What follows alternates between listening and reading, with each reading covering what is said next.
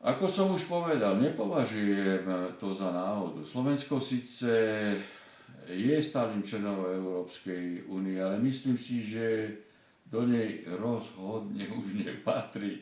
Európska únia je dnes svojou vinou nezaujímavá a zjavne bezperspektívna troska.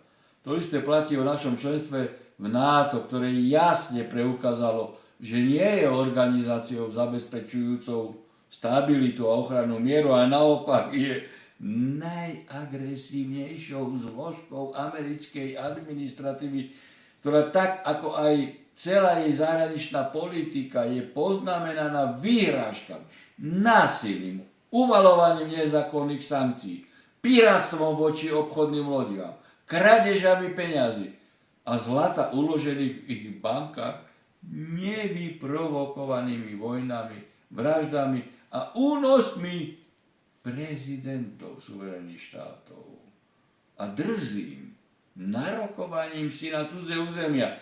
Tým však len primitívne preukazujú, že ešte jednoducho nedospeli. Doslova tupými školáckými rečami a čimi preukazujú svoju bezhraničnú slabosť, nedostatok sebadôvery a preznamenávajú i neodvratný úpadok západu.